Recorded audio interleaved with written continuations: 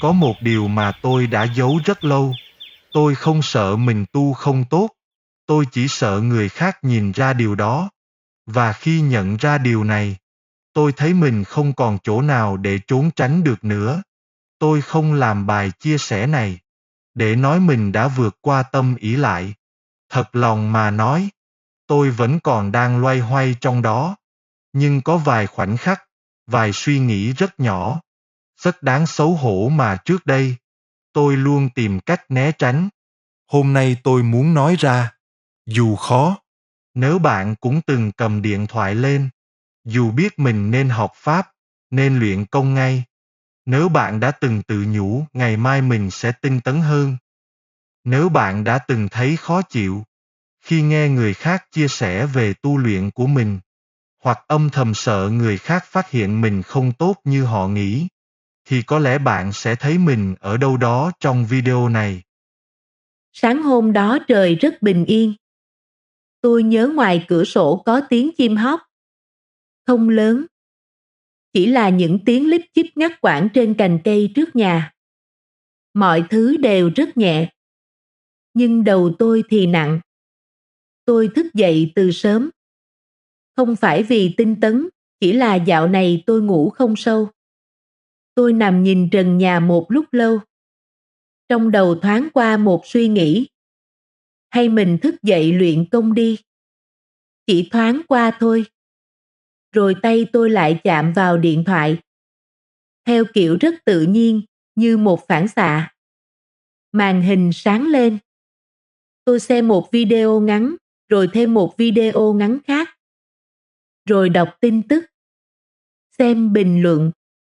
Nghe một đoạn nhạc. Ngón tay cứ vuốt lên, xuống. Lên, xuống. Cho đến lúc ngẩng mặt nhìn ra ngoài. Trời đã sáng hẳn. Thời gian xem điện thoại đã quá lâu rồi. Tôi không thấy sốc. Cũng không thấy tội lỗi theo kiểu dữ dội. Chỉ thấy trống rỗng. Một cảm giác rất kỳ lạ. Như có cái gì vừa bị hút mất bên trong mình. Điều đáng sợ nhất không phải chuyện đó. Mà là tôi biết rõ mình đang làm gì. Tôi biết tôi đã định thức dậy học pháp và luyện công. Tôi biết mình đang né tránh. Tôi biết cái điện thoại kia không hề làm tôi thoải mái hơn. Nhưng tôi vẫn tiếp tục. Và rồi tôi nghĩ.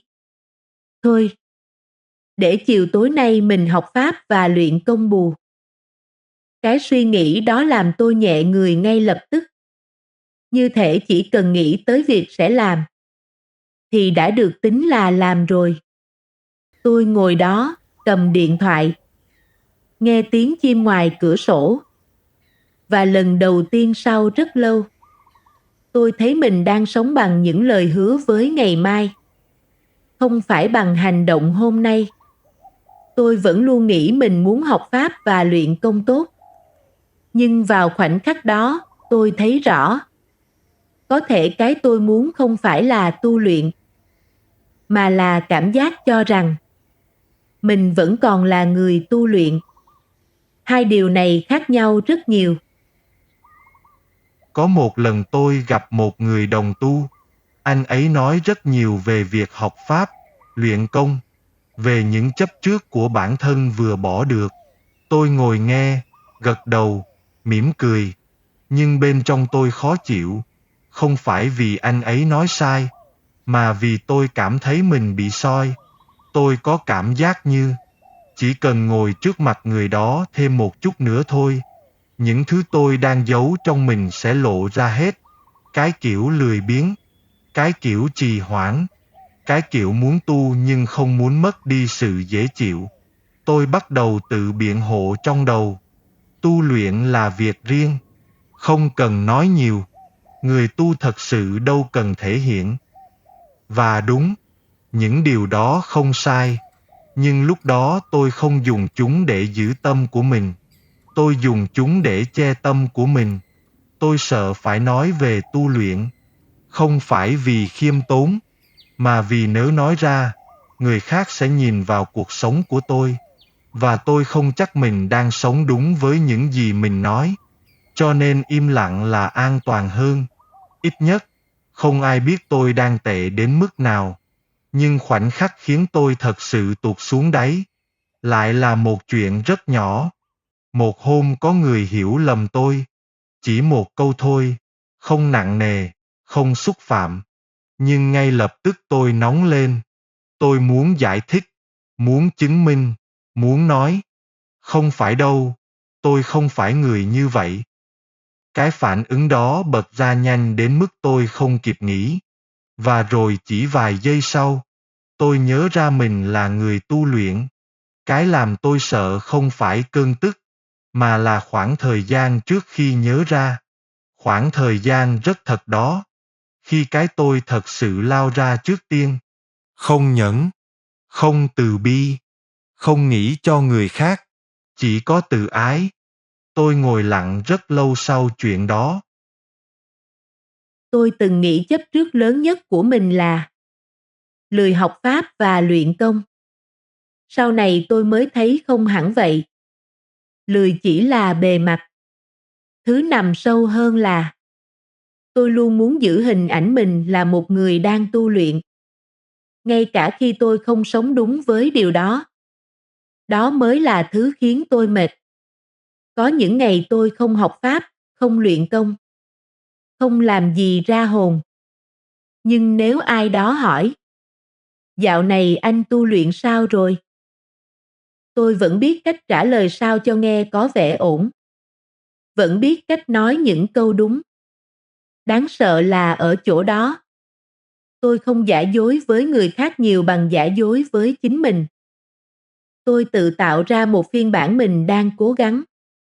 Rồi sống bằng cảm giác về phiên bản đó. Có lần tôi ngồi một mình vào buổi tối. Căn phòng tối. Chỉ có ánh sáng từ màn hình điện thoại hắt lên mặt. Tôi lướt điện thoại trong vô thức rất lâu. Một lúc sau tôi đặt điện thoại xuống. Nhìn ra ngoài cửa sổ. Bên ngoài im lặng. Và trong đầu tôi bỗng hiện lên một câu. Nếu bây giờ mình chết, mình có thật sự đang sống như người tu luyện không? Tôi không dám trả lời. Tôi thấy sợ.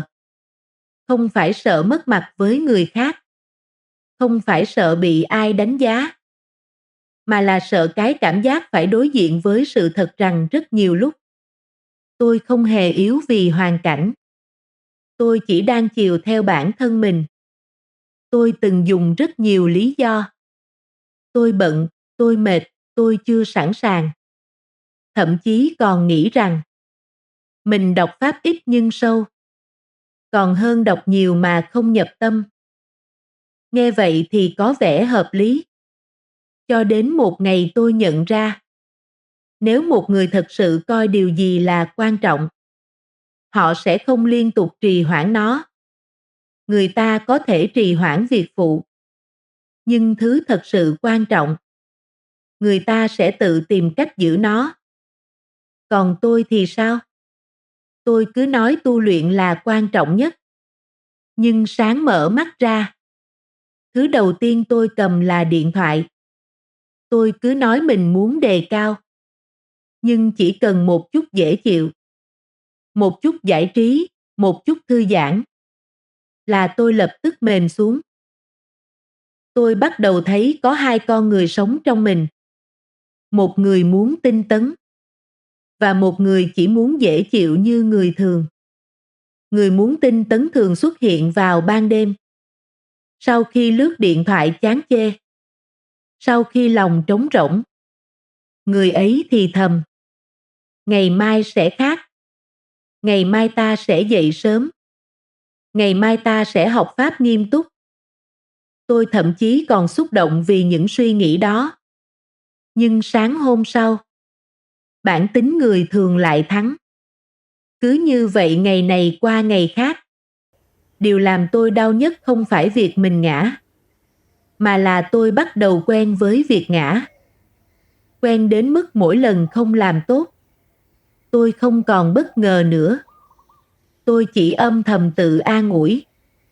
Thôi từ từ. Ai cũng có lúc thế này. Ít nhất mình vẫn còn muốn tu luyện. Nhưng sâu trong lòng, tôi biết, muốn mà không làm, lâu dần chỉ còn là một loại tự thương hại chính mình. Tôi từng nghĩ điều đáng sợ nhất trong tu luyện là tâm hiển thị, tâm tranh đấu, tâm đố kỵ. Sau này tôi thấy còn có một thứ âm thầm hơn, trạng thái biết rõ vấn đề của mình, nhưng sống chung với nó quá lâu, đến mức bắt đầu xem nó là bình thường. Tôi đã sống như vậy một thời gian rất dài. Tôi không thật sự buông thả, nhưng cũng không thật sự bước lên. Một nửa muốn thay đổi, một nửa muốn giữ nguyên. Có lúc tôi còn thấy thương chính mình. Mình cũng áp lực mà. Mình cũng mệt chứ. Mình đâu phải người xấu. Đúng, tôi không phải người xấu. Nhưng tu luyện không phải chỉ để làm người xấu thành người tốt, mà còn là dám nhìn vào những thứ mình luôn muốn che đi. Và điều tôi che giỏi nhất là sự yếu đuối của bản thân. Tôi sợ người khác thất vọng về mình, nên cố giữ hình ảnh ổn định. Nhưng càng giữ tôi càng mệt. Vì có những đêm nằm xuống, tôi biết rất rõ. Người khác có thể không biết tôi nghĩ gì, nhưng tôi biết. Tôi biết hôm nay mình đã sống thế nào. Tôi biết mình đã tránh né bao nhiêu lần. Có lần tôi nhìn thấy mình trong gương lúc gần nửa đêm. Ánh đèn vàng trong nhà tắm làm khuôn mặt tôi trông mệt hơn bình thường. Tôi đứng nhìn rất lâu, rồi trong đầu hiện lên một suy nghĩ. Mình đang cố lừa ai vậy? Tôi không trả lời được, bởi vì người tôi lừa nhiều nhất chính là tôi. Có một buổi tối, tôi ngồi ngoài sân rất lâu. Trời tối, gió nhẹ, tiếng côn trùng kêu đều đều trong bụi cây góc sân. Điện thoại ở bên cạnh. Tôi nhớ lúc đó mình rất mệt. Không phải mệt vì làm việc, mà là kiểu mệt của một người đã tự kéo mình đi quá lâu. Tôi nghĩ về rất nhiều thứ. Về những lần tự hứa, về những lần trì hoãn. Về cảm giác muốn thay đổi nhưng không thay đổi nổi. Rồi tự nhiên tôi nhận ra, có thể vấn đề của tôi không phải là không biết. Tôi biết rất rõ. Tôi chỉ không muốn mất đi cảm giác dễ chịu của bản thân. Tôi muốn vừa tu luyện, vừa giữ nguyên những thói quen khiến mình thoải mái. Tôi muốn cả hai. Nhưng đời không vận hành như vậy. Ít nhất là tâm của con người không vận hành như vậy. Mỗi lần tôi chiều theo sự trì hoãn của mình, tôi lại yếu thêm một chút. Mỗi lần tôi tự biện hộ, tôi lại xa cái tâm chân thật thêm một chút.